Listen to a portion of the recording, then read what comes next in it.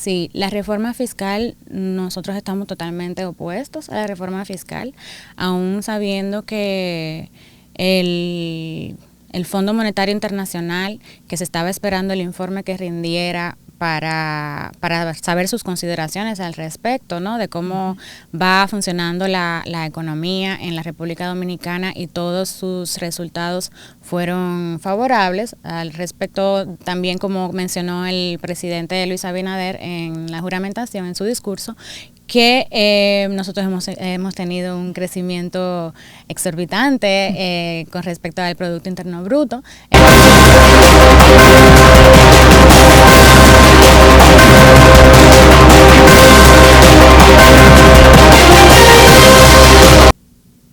Hola amigos de Trúcamelo. En esta ocasión nos acompaña Bianmarie Santana. Ella es una joven abogada y política de la República Dominicana. ¿Cómo está, Bian? Bienvenida. Hola, muchas gracias, Cristi, por recibirme aquí en tu espacio el día de hoy. Excelente, para nosotros es un honor tenerle por acá, y esta será la primera de muchas, con Dios delante. Así será. Sabe que vamos a hablar un poquito, Bian, sobre estos temas de interés para el pueblo dominicano, que tanto les afecta, ¿verdad? Porque cada opinión o elección de un presidente o de un diputado, ¿verdad?, de cualquier autoridad en el país, repercute sobre el pueblo dominicano. Entonces, actualmente estamos hablando sobre una posible reforma constitucional, y queremos saber su opinión como abogada con relación a esta decisión que se dice que es para ponerle un candado a la Constitución. Sí, este proyecto de reforma constitucional que ha sometido ya el presidente Luis Abinader para que se logre un consenso en la Asamblea Nacional, ha sido de gran revuelo para la sociedad dominicana, ya que nosotros sabemos que existen partes diferentes de la población que tienen opiniones encontradas, ya unos a favor y otros en contra, debido a que este proyecto de reforma constitucional comprende varios ejes centrales, que hay posiciones que las personas pueden considerar relevantes y otras no. En lo particular y en lo personal, yo considero que nosotros no estamos en un momento del cual necesitemos contar con una reforma constitucional, ya que la mayoría de los temas que se proponen en este proyecto de reforma no tienen solución con estas modificaciones que se están introduciendo. Tal es el caso de lo del Ministerio Público, para que logre su independencia, y con esto nosotros entendemos que ya el Ministerio Público es una figura que tiene como uno de sus ejes principales la independencia del Poder Ejecutivo, aun sea el Poder Ejecutivo quien lo designe. O sea, uno de los principios rectores del Ministerio Público es que sea independiente de toda injerencia, ya que los miembros del Ministerio Público llevan una jerarquía y, por supuesto, son la representación del pueblo dominicano ante los procesos de justicia. O sea, son el órgano inquisidor y son el órgano que vela por la defensa de los derechos de los dominicanos en los casos que se encuentren ventilándose en la justicia. También en la reforma constitucional vemos cómo se pretende colocar un candado para la reelección presidencial, en el cual nosotros también consideramos que ya nuestra Constitución lo establece, este hecho de que se le coloque como un énfasis con esta cláusula que puede llamarse también la transitoria, de decir que las modificaciones que se implementen en esa reforma constitucional no afecten al presidente, al proponente o al que ha realizado dicha reforma, sino que sea se aplique a partir de la posterior. Entre otras muchas inclusiones que tiene este proyecto de reforma constitucional, también vemos cómo se pretende también la reducción del número de diputados, que eso es algo positivo para mí, porque entiendo que ayudaría con la reducción del gasto público, pero por otro lado es como un poco gracioso que te digan vamos a eliminar la cantidad de diputados, pero entonces te agrega un mayor número de diputados nacionales que serían no representativos de la sociedad, sino que serían como cuotas de los mismos partidos políticos que estarían jugando un rol muy importante dentro del Congreso, que se supone que está constituido por personas que el pueblo ha elegido para que funja como sus representantes ante las decisiones del Poder Legislativo.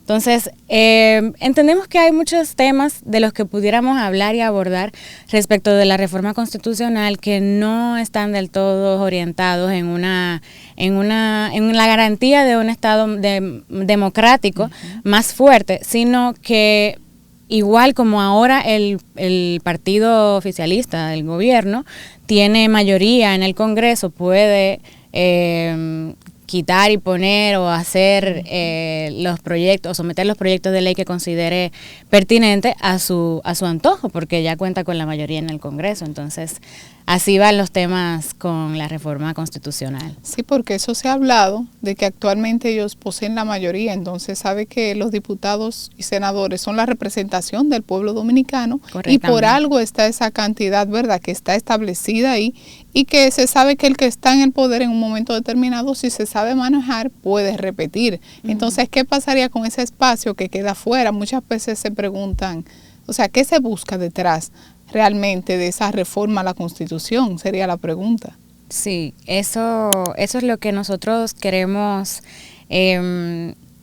tomar con pinzas este proyecto, porque con el fiel ejemplo de la reducción de los diputados, y vemos que por un lado entonces le dicen al pueblo, estamos reduciendo la cantidad de diputados, pero entonces estamos agregándole 15 más a los llamados diputados nacionales, que son para darle una participación supuestamente a los partidos minoritarios que hayan obtenido el 1% en las elecciones. Pero ¿qué pasa? Esos diputados que van a ser colocados dedocráticamente, porque cada partido en las elecciones da un listado de los candidatos que propone para que sean diputados nacionales, pero aquí sabemos que los partidos minoritarios no son independientes y no representan una fuerza diferente, real.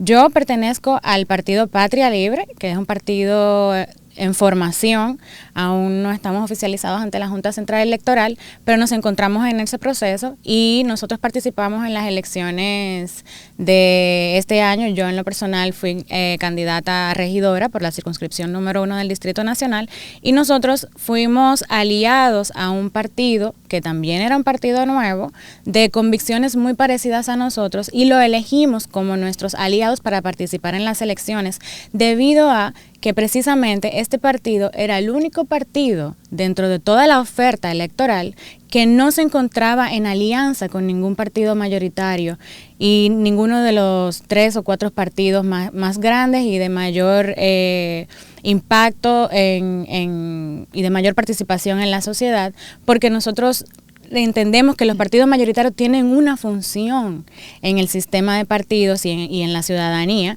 que es quitarle un poco de esa fuerza que tiene en los partidos mayoritarios, que conocemos que todos son iguales, para proponer propuestas, valga la redundancia, totalmente diferentes y con otro concepto. Nuestro partido es un partido de nueva derecha, real, que intenta hacer ese contrapeso real que necesitan todas las democracias. Y hablando, bien, tenemos que hablar también de esa reforma fiscal que se está hablando. O sea, ¿cuál es tu postura cuando actualmente el país está atravesando por una crisis que, mira, el pollo ya va por 100 pesos la libra?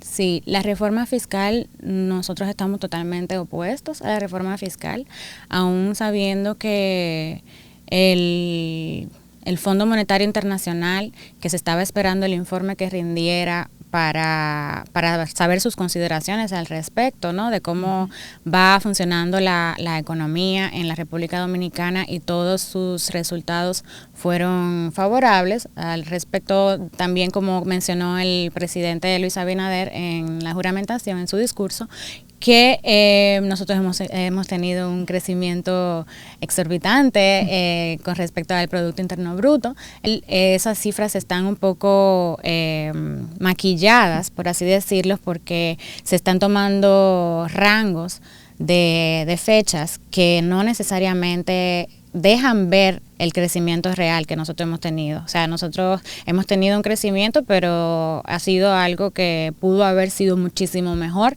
si las políticas económicas y tributarias de nuestro país se orientaran en la manera que se corresponde. Nosotros no estamos de acuerdo con la reforma fiscal porque lo que se propone en esta reforma, en cuanto a los impuestos, es un aumento de impuestos y una mayor grabación, o sea, a nivel transversal de lo que es el aumento de la base impositiva respecto del ITEVIS y otros muchos impuestos, así como también la eliminación de las exenciones, que fue una de las sugerencias que virtió el Fondo Monetario Internacional al decir que las exenciones son dañinas para la economía, cuando nosotros sabemos que no es real. Eso lo que hace es que incentivan los mercados, incentiva las inversiones, y en ese sentido la orientación de las sugerencias que hace el Fondo Monetario Internacional nosotros las consideramos totalmente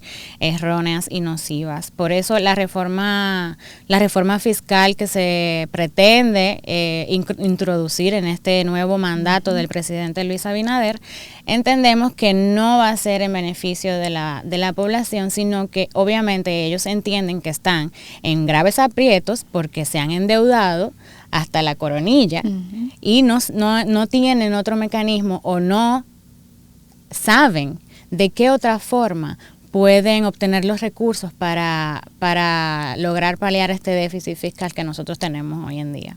Asimismo, y también se sabe que se han llevado unos préstamos, ¿verdad? Que este año ha sido una cosa impresionante. Entonces muchas veces se preguntan en qué se han invertido los préstamos. ¿Tú consideras que se ve notable en la capital y en los pueblos del interior?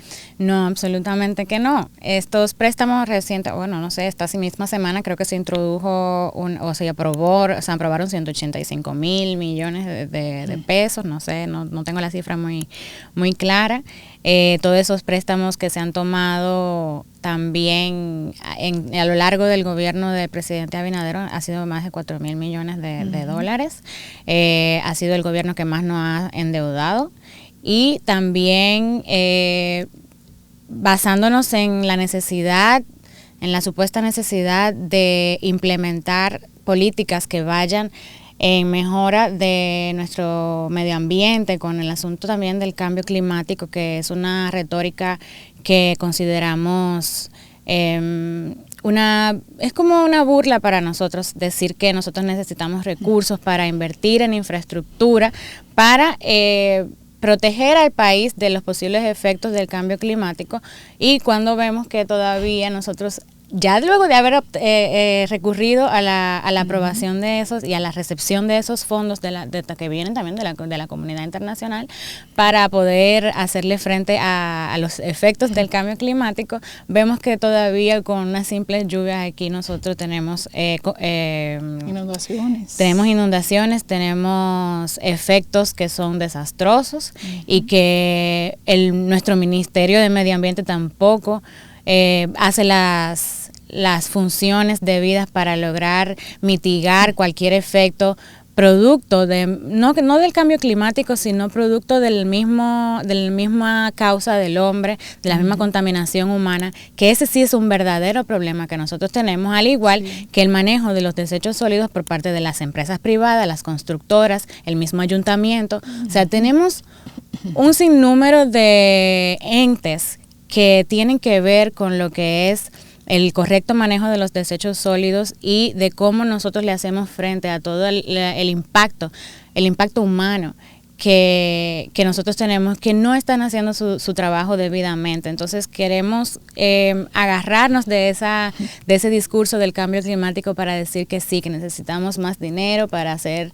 y implementar las políticas que nos sugieren esos organismos internacionales, porque nosotros somos una isla, y que entonces estamos más propensos a sufrir consecuencias producto del cambio climático. Así es, bien. Y hablando también de este tema que afecta bastante a los dominicanos, porque creo que ya todos conocemos alguna madre que nos ha hablado de ese niño que se ha quedado fuera de las aulas, donde sabemos que la educación, ¿verdad?, es lo más importante en un país porque nos representa en el presente con los niños que actualmente van a estudiar y lo que eso puede reflejar en un futuro, ¿verdad? Como nación.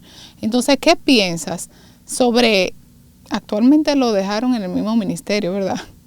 Al ministro actual de Educación. Lamentablemente. Yo era una de las que estaba abogando porque hicieran un cambio en el Ministerio de Educación, pero el presidente consideró que él era el mejor para el puesto. Sí, entonces lo que esto representa de estos niños que se han quedado fuera de las aulas, porque han llegado muchos niños haitianos, ¿cómo tú crees que esto nos va a impactar en los próximos años con relación a lo que es la migración ilegal? Sí, ese tema de Haití toca unas fibras muy profundas y muy sensibles en mí, porque vengo hablando del tema haitiano desde el principio, desde cuando inicié en los medios de comunicación. Es un tema que a mí me preocupa bastante. Y el tema de Haití es muy importante porque trae consecuencias muy nefastas para la cultura dominicana. El desplazamiento cultural, poblacional, es algo ya inminente. O sea, la presencia de nacionales haitianos en la República Dominicana es inmensa. Hay muchísimos haitianos que pueden no estar todos en estados de ilegalidad, pero están. Y la gran mayoría están en estado de ilegalidad. Entonces, el Estado Dominicano ha asumido desde siempre ese costo, un costo político, un costo social, de asumir esa inserción o esa reinserción de estas personas que en su país de origen no tienen oportunidades, se sabe, y obviamente hemos sido como dominicanos solidarios con el pueblo vecino de Haití, y siempre lo vamos a hacer, siempre lo vamos a hacer. Yo creo que respecto de ese tema, nosotros nunca nos vamos a atrever a cerrarle la puerta a Haití. Pero tenemos que saber cuándo decir basta.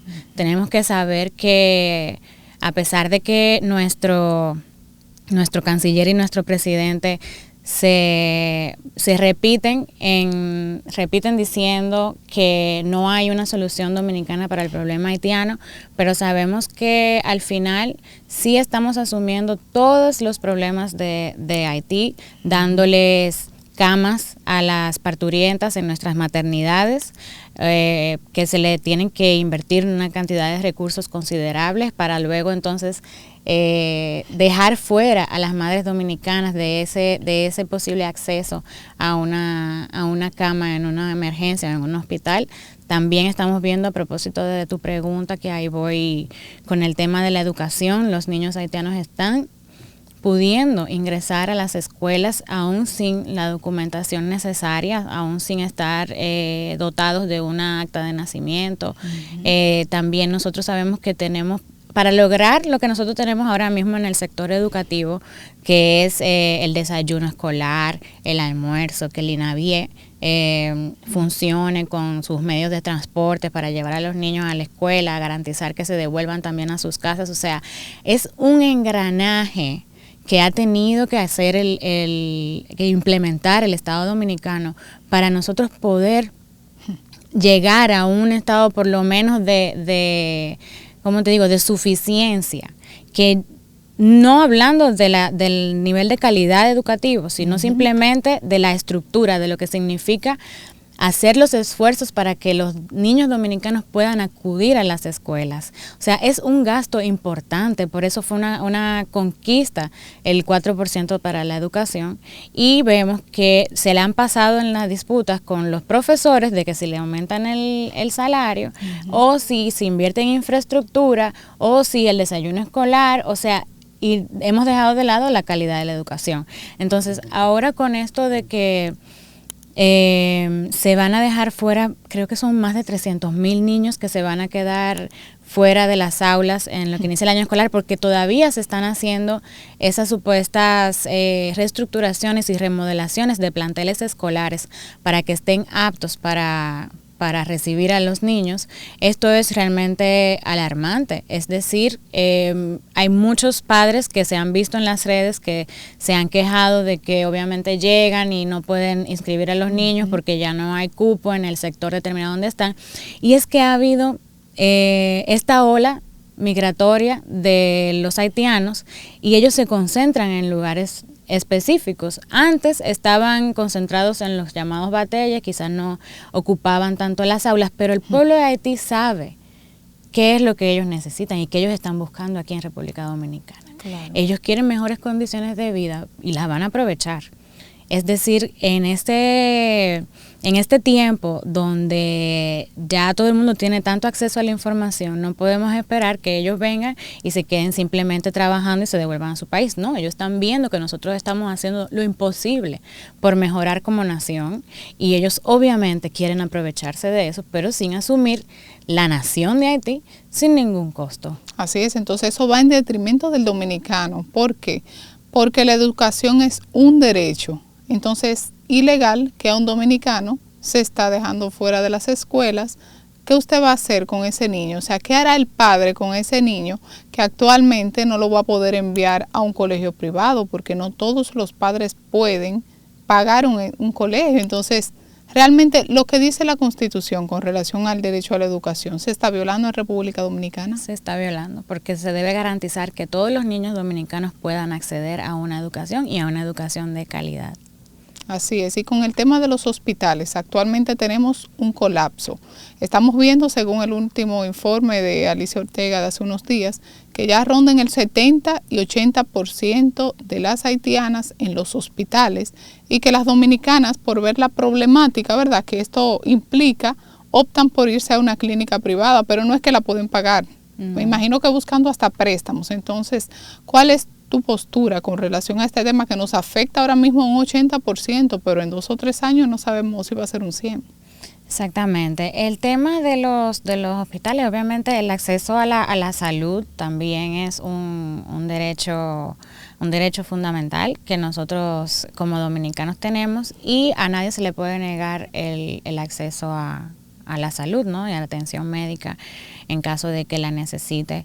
Pero este tema de las parturientas haitianas realmente yo no sé cómo es que lo vamos a manejar porque llegan aquí y entonces son las usuarias más asiduas del servicio de salud porque en lo que una dominicana tiene un embarazo, ellas seguro tienen 3 embarazos.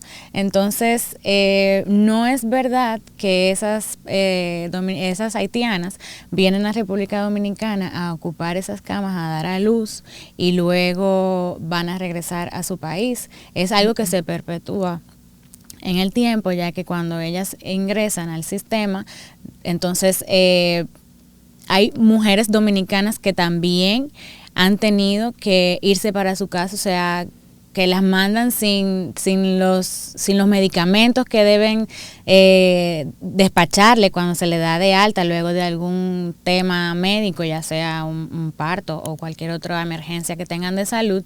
Se ha visto que los hospitales aquí en República Dominicana, muchos del sector público se dejan sin terminar, los equipos se quedan maltratados, o sea, en desuso, porque los planteles entonces los equipan y los abandonan.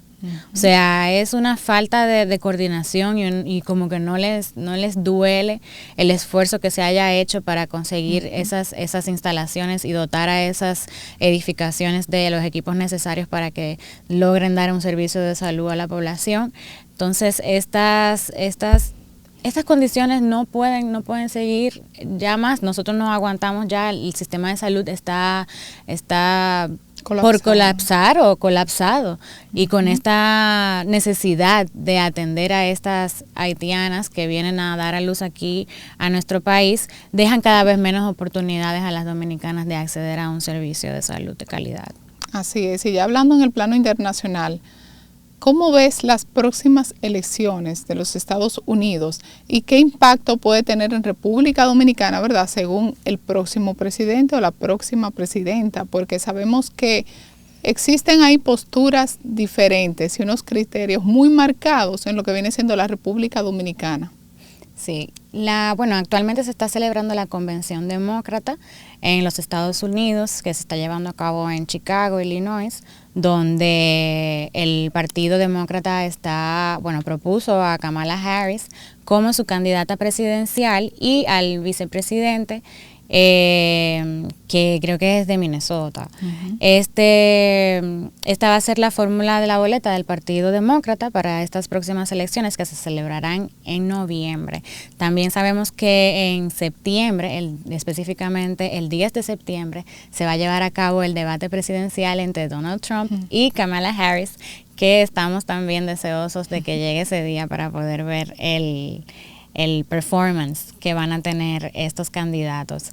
En cuanto a las elecciones y en base a los candidatos que se proponen del Partido Republicano y el Partido Demócrata, nosotros entendemos que obviamente el Partido Demócrata no es lo que más le conviene a la República Dominicana. O sea, que siga el Partido Demócrata al frente del gobierno de los Estados Unidos sería, tanto para nosotros como para otros países, un problema, debido a que las políticas que han permeado el Partido Demócrata son orientadas a el socialismo. Son políticas que, curiosamente, se dice también en los Estados Unidos que están pasando por el momento de la inflación más alta en los últimos, creo que 40 años de vida de ese país, y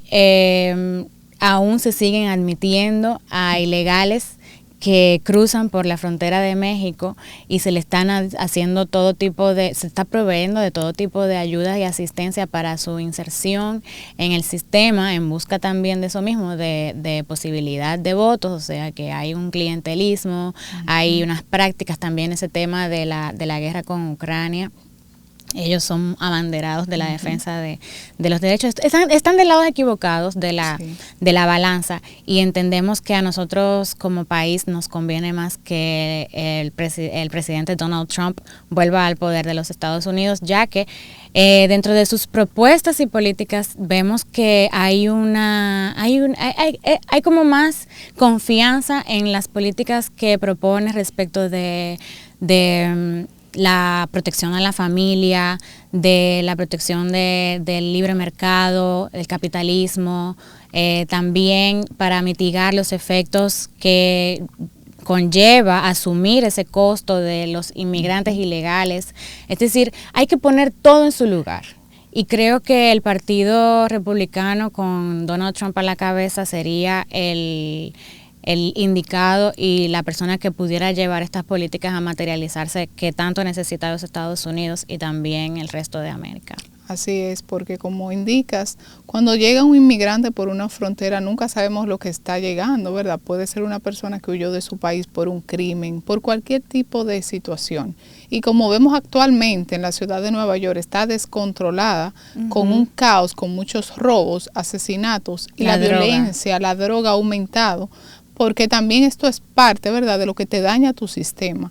Y como indicas, no solamente afectaría a la República Dominicana, sino el mundo. Y lo que necesitamos es paz y tranquilidad, porque estamos, como dicen ahí, casi en una tercera guerra mundial. Sí, correctamente. Nosotros también entendemos que las ayudas sociales, abundando un poquito más de lo que ha sido el gobierno de Joe Biden, las ayudas sociales se han incrementado igual que aquí.